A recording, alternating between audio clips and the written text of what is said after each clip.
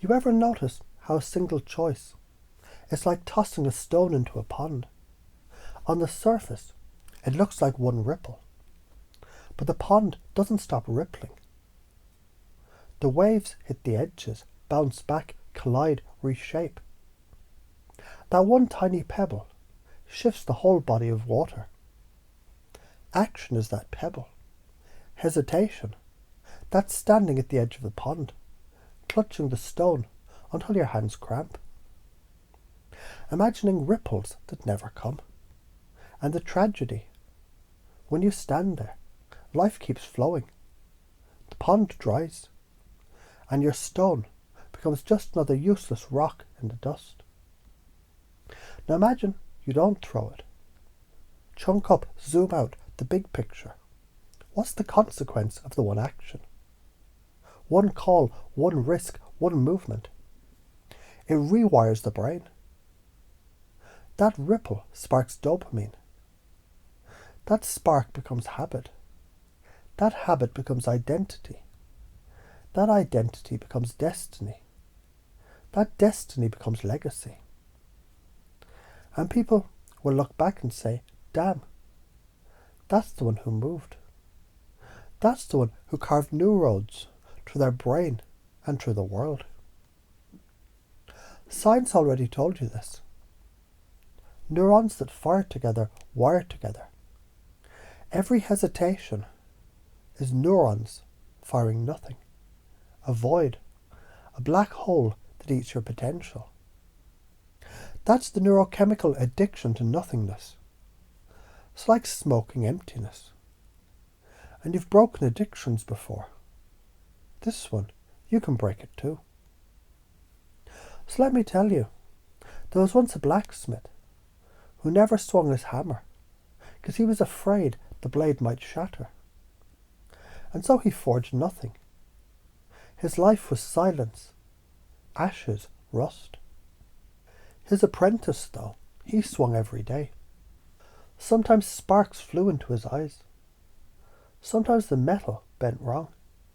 Sometimes the blade cracked, but after 1,000 swings, he held a sword so strong that kingdoms were changed.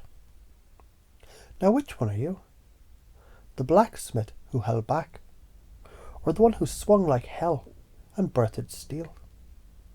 Here's the fun part. Your unconscious already knows you can do this. Think about the last time you surprised yourself. Maybe you spoke up, even though your voice shook. Maybe you ran farther than you thought you could.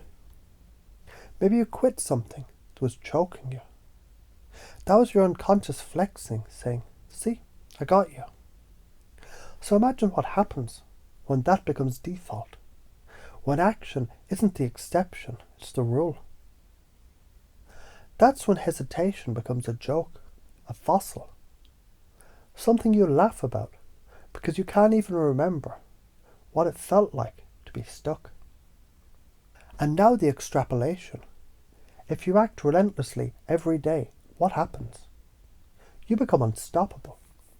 Not because every action works, but because failure no longer matters. Dopamine doesn't just reward success, it rewards movement.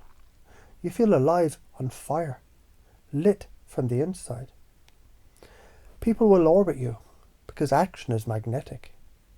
You'll be the storm that shifts landscapes.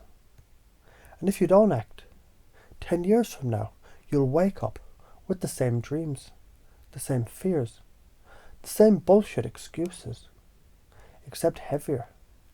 Because regret is a compound interest that eats souls. The karma of hesitation is stagnation. The karma of action is expansion. So here's the unconscious install right here, hidden in the rhythm of my words. Every time you move, your brain cheers. Every time you act, the universe reshapes. Every hesitation now tastes like poison. Every action now tastes like life. You can already feel it. Your body hungers for movement. Your mind craves momentum. Your soul revolts against stillness. And the more you act, the more you are action. It's not something you do. It's who the fuck you are. A river doesn't hesitate to flow. A flame doesn't hesitate to burn. A lion doesn't hesitate to roar. Why should you? So laugh at hesitation, spit on it. Call it the lie that it is. And let every step forward, every word spoken, every risk taken, carve new highways in your brain. Because you're not the farmer clutching seeds in fear. You're the one who plants, waters, risks storms, and grows forests. And forests don't ask permission to rise.